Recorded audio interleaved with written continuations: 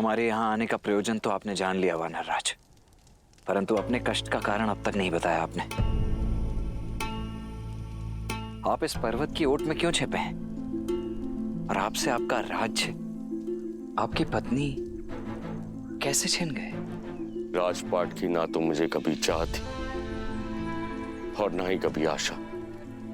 मैं तो अपने भाई किष्किंधा नरेश बाली की छत्र छाया में ही प्रसन्न था। अपनी पत्नी रुमा के साथ सुखी था मैं वहां।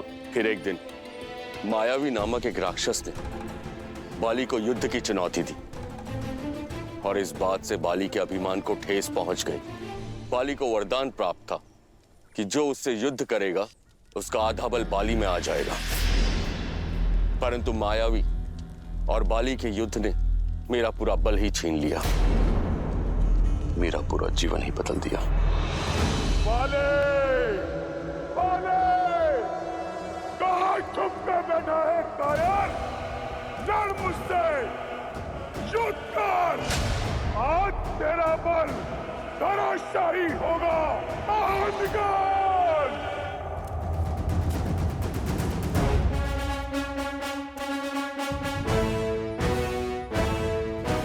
लगता है तुम्हारी मृत्यु तुम्हें मेरे द्वार तक खींच लाई है, इसलिए युद्ध के लिए ललकारा है। भागता कहां है कायर? रुक!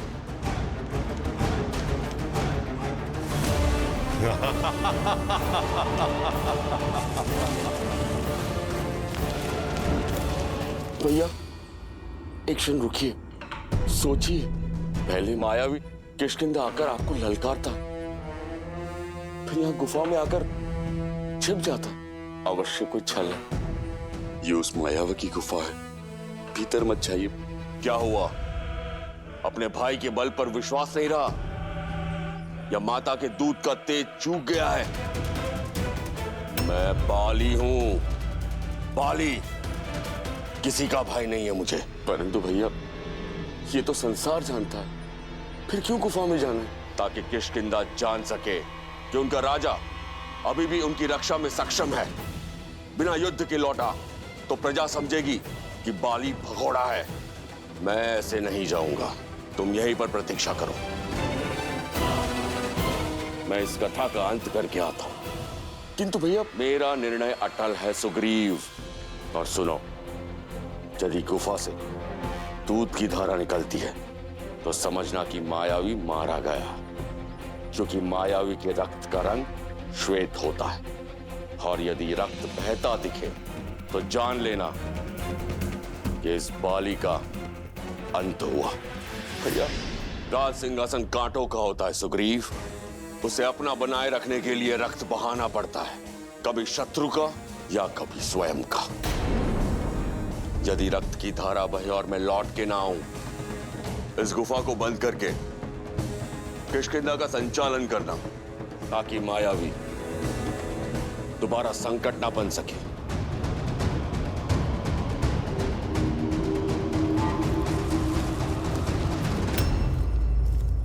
प्रहार से दिन बीते, दिन सप्ताह में बदले और सप्ताह महीनों में। मैं मन में आस लिए 1 वर्ष गुफा के बाहर बैठा रहा मैं, किंतु ना तो मायावी बाहर आया और ना ही बाली। फिर एक दिन रक्त की धारा बाहर आई।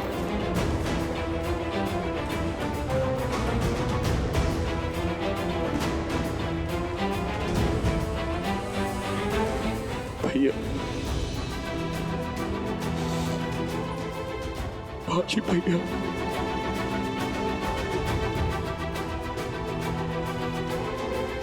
भैया!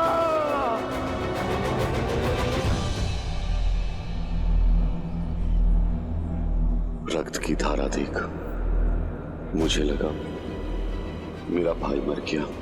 किसी भांति अपने आंसू रोक किष्किंधा की सुरक्षा का दायित्व उठाने चल पड़ा।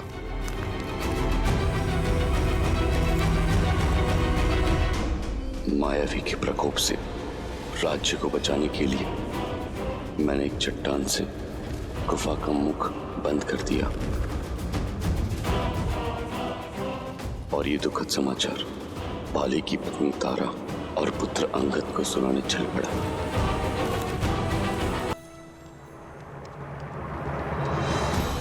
अपने भाई को मृत मान मैं वानर नियम निभाने लगा।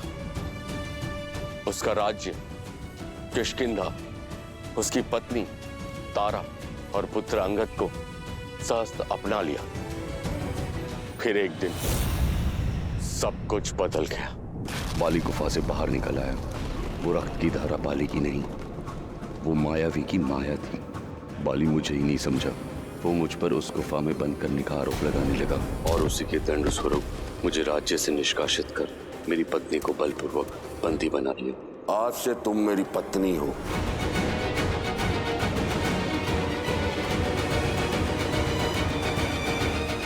यदि आज मैं जीवित हूं तो हनुमान की सहायता और ऋषि मतंग के श्राप के कारण, जो बाली को यहां आने से रोके हुए हैं। उसे श्राप है, यदि उसने ऋषिमुख पर्वत पर अपना पैर भी रखा तो उसके सिर के 100 टुकड़े हो जाएंगे।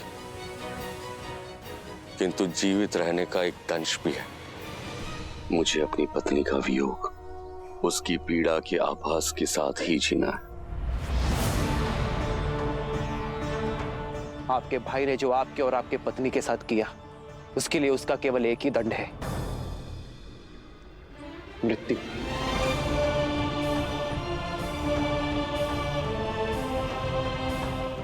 आपका बड़ा भाई आपकी पत्नी के पिता समान है और बाली के कृत्य से नारी की गरिमा तार तार हुई है और ऐसे अधर्मी को जीवित रहने का कोई अधिकार नहीं है। उचित कहा भैया, बाली को उसके पापों का दंड अवश्य मिलना ही चाहिए।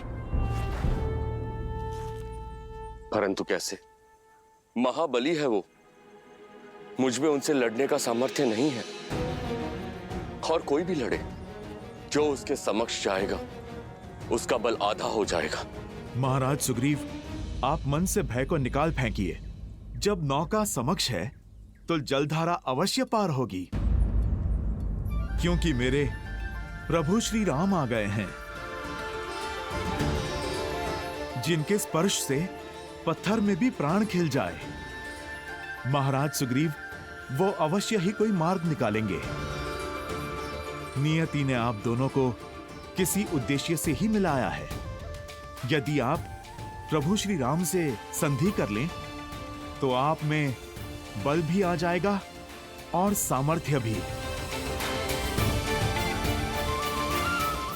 हनुमान, संधि के अपने कुछ नियम होते हैं।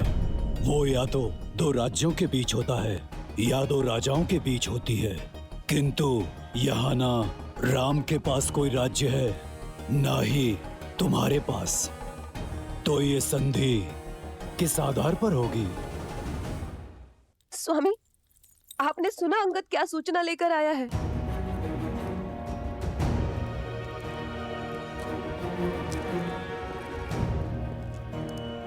अंगद, राम और उनके भाई लक्ष्मण को सुग्रीव से मिलते देखा गया है। स्वामी, यदि उनकी संधि हुई तो आपके ऊपर संकट की तलवार मंडराना निश्चित है। स्त्री होना, राय का पर्वत बनाने का गुण तो प्रकृति ने दिया है तुम्हें। रोको, अपने विचारों को रोको तारा। महाबली हूं मैं, इस ब्रह्मांड का सबसे शक्तिशाली जीव हूं मैं। और तुम कहती हो कि मुझे सुग्रीव से संकट है, जो मुझसे भयभीत होकर ऋषिमुख पर्वत पर जाकर छुपा है।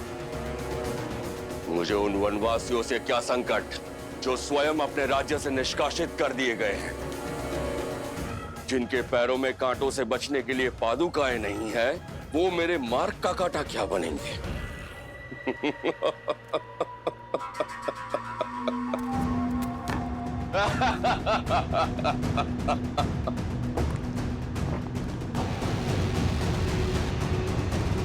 जो स्वयं परास्त है वो मुझे क्या हराएंगे? संधि राजाओं में होती है, राज्यों में होती है, भिक्षुकों में नहीं। एक किष्किंधा से खदेड़ा हुआ भगोड़ा और दूसरा अयोध्या से निष्कासित किया हुआ वनवासी। उसके पास ना तो कोई राज्य है और ना राजा कहने वाली प्रजा। क्या बिगाड़ेगी उसकी संधि मेरा?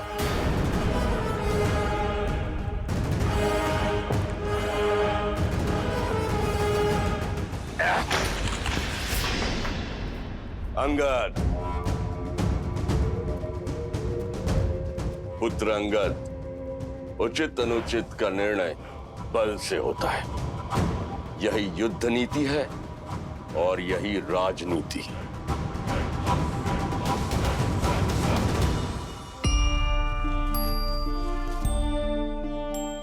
महाराज सुग्रीव, राज्य का धर्म है प्रजा की रक्षा, और सेना होती है धन रक्षा की शक्ति। परंतु ये गुण एक और भाव में है,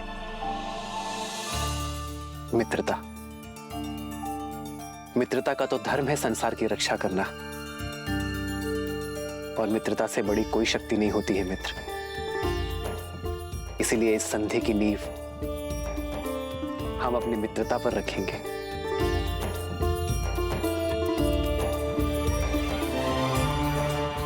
मित्रता एक ऐसा बंधन है जो हर संबंध से ऊपर है। हम अपना मित्र स्वयं चुनते हैं, और वही हमारा जीवन, हमारा पथ, हमारा व्यक्तित्व और हमारा भविष्य निर्धारित करता है। मित्रता से बड़ा और सच्चा दूसरा कोई संबंध नहीं है। जिसने अपने जीवन में एक श्रेष्ठ मित्र बना लिया,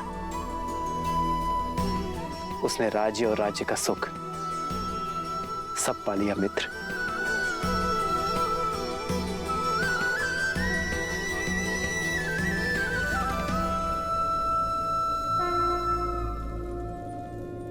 मैं महाराज दशरथ का पुत्र, रघुवंशी राम ये प्रण लेता हूं कि अपने मित्र सुग्रीव को उसका राज, उसकी पत्नी और उसका सम्मान अवश्य लौटाऊंगा, और बाली को मृत्यु दंड देकर उसके पापों का अंत करूंगा।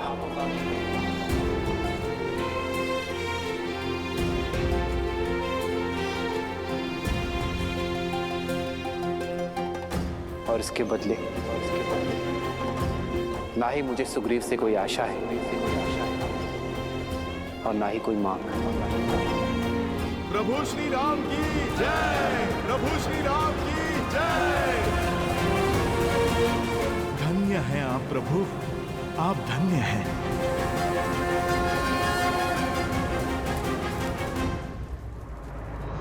मैं सुग्रीव ये प्रण लेता हूं कि मैं श्री राम की मित्रता का मान रखूंगा। श्री राम को देवी सीता तक पहुंचने के लिए आकाश पाताल एक कर दूंगा। देवी सीता को रावण के चंगुल से मुक्त कराने के लिए अपना सारा बल और ज्ञान अर्पित कर दूंगा।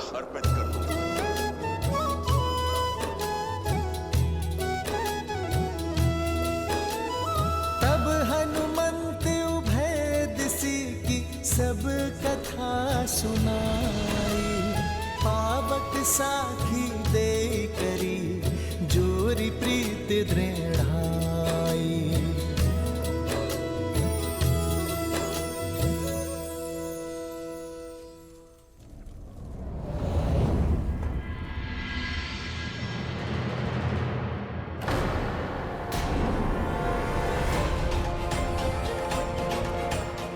ये क्या हुआ? ये लंकेश के पास से सुरक्षित कैसे आ गई? क्या रहस्य हो सकता है इसका? इस कक्ष में जाने वाला और महाबली लंकेश के साथ शास्त्रार्थ करने वाला कभी सर उठा के वापस नहीं आया, और तुम हमें अनदेखा मत करो सीता, हमारे प्रश्नों का उत्तर दो।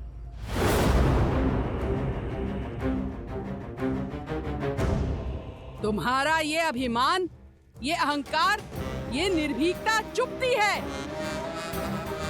त्रिजटा, जैसे इसको छूते ही हमारे हाथ जल गए थे, वैसे ही हम आज इसके साथ इसके अभिमान को स्वाहा कर देते हैं।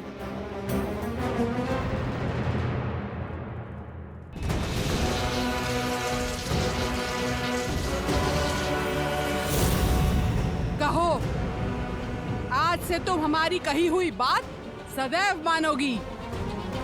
वचन दो, अन्यथा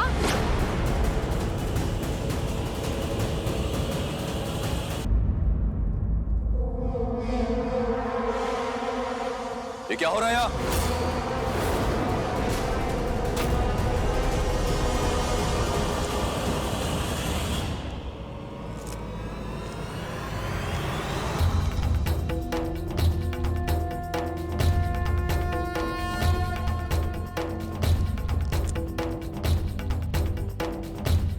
विष्णु तिलक।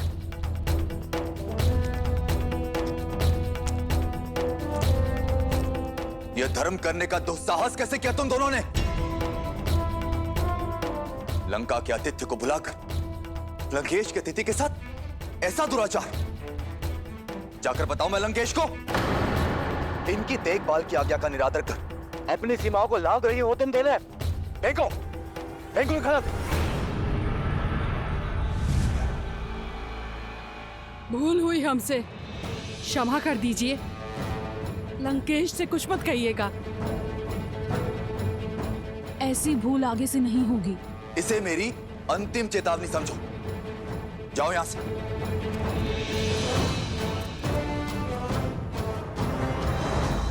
देवी, इनकी ओर से मैं आपसे क्षमा मांगता हूं। मैं लंकेश का अनुज विभीषण हूं। आपको जो कष्ट हुआ उसके लिए क्षमा प्रार्थी हूं। आइए, आपको आपके स्थान तक छोड़कर आता हूं। मेरा स्थान मेरे श्री राम के पास है, क्या आप वहां मुझे छोड़ सकते हैं?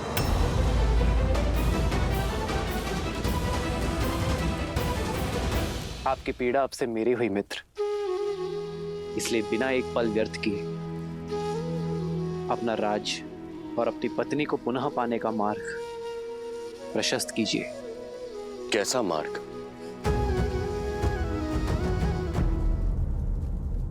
अन्याय के विरुद्ध युद्ध करने का एक ही मार्ग है मित्र, द्वंद्व।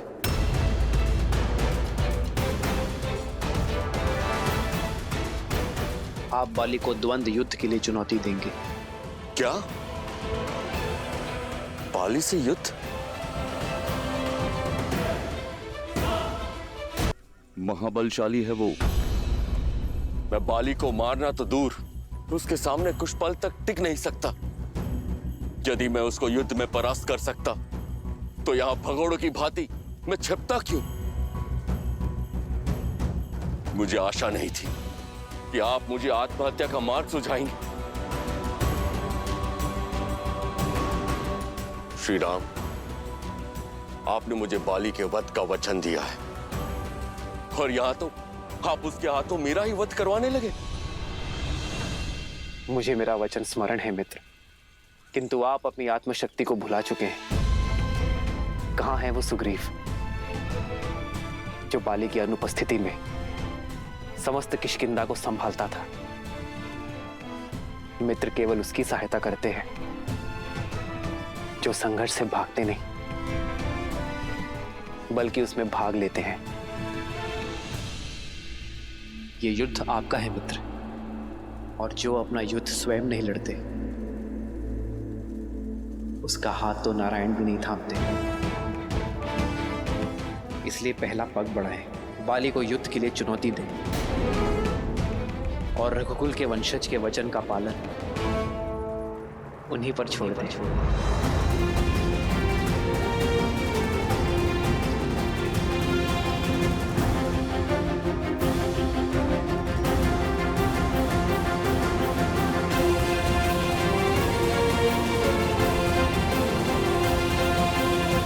ज्ञान की लौ होते हुए भी अज्ञानता से अहंकार से और अधर्म के तमस से घिरे हो तुम, और फिर अपनी तुलना मेरे श्री राम से करते हो? यहाँ काल तांडव करेगा रावण। लौटा दो मुझे मेरे श्री राम को। क्षमा मांग लो उनसे। वो तुम्हें जीवन दान अवश्य देंगे।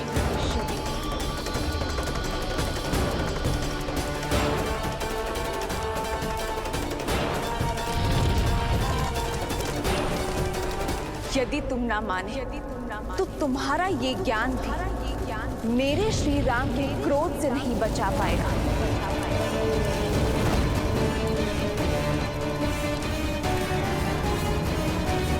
उल्टी गिनती आरंभ कर दो रावण, क्योंकि मेरे श्री राम आ रहे हैं।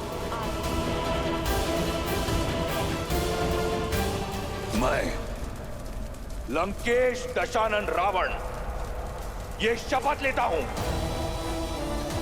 एक दिन सीता मेरी अवश्य होगी। क्षमा करें मुझे, परंतु जो ज्ञान मुझे सीता नहीं दिला सकता, वो ज्ञान मेरे किसी काम का नहीं।